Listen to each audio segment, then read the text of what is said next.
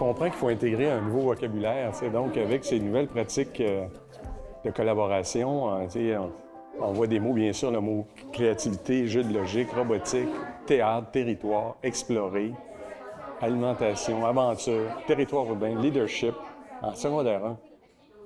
Moi, je me rappelle de l'école, chacun était sur sa table, isolé, à écouter un professeur. Là, de les voir ensemble, s'expliquer des choses.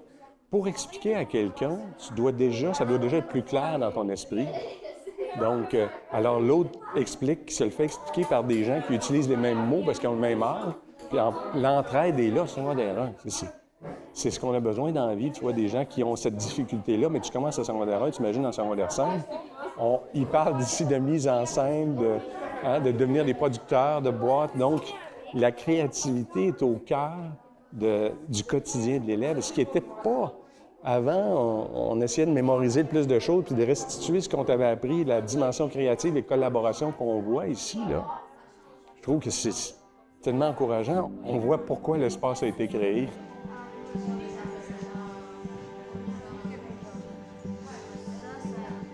L'hypothèque que vous allez payer, c'est pas sur 328 900, c'est sur 328 900 plus les taxes.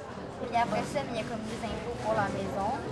Souvent, on a cette conception-là que l'école, pour que ça fonctionne, pour apprendre, il faut que ce soit extrêmement structuré. Les élèves doivent travailler en silence. Par exemple, le cours de mathématiques, de la façon dont on l'a vécu, bien, le prof explique la matière, puis après, il donne la formule et les élèves suivent les recettes. Et on a cette conception-là que, hey, dans une classe, il faut que ça soit tranquille, silencieux, l'élève à la tâche. Alors que quand on amène des approches qui sont collaboratives, ce que ça nous permet de faire, c'est déjà de mettre l'élève devant des situations qui sont plus complexes, qui vont les déstabiliser. C'est des défis. On appelle ça des conflits cognitifs. Puis à partir de ce moment-là, bien, les élèves vraiment n'ont pas le choix de se creuser les méninges, de se mettre au travail, de développer des stratégies, d'aller chercher leurs connaissances antérieures. Puis ils n'ont pas le choix de collaborer, puis je dirais même plus, de contribuer. Et à ce moment-là, c'est extrêmement riche parce qu'on utilise la force d'un groupe, d'une équipe, vraiment pour permettre aux élèves de s'entraider, aussi de se questionner, de consolider ce qu'ils ont appris, parce que de comprendre quelque chose, c'est une chose. D'expliquer ce qu'on a compris, on vient renforcer les apprentissages.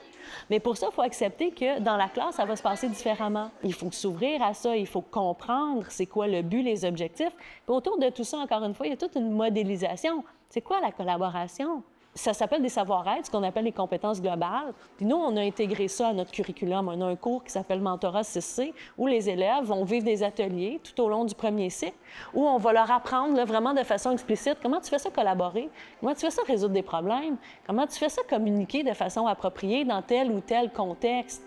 C'est un choix qu'on a fait, mais c'est drôlement important après pour que tout ça fonctionne et se mette en branle. Alors, le 48 590 si on dépense.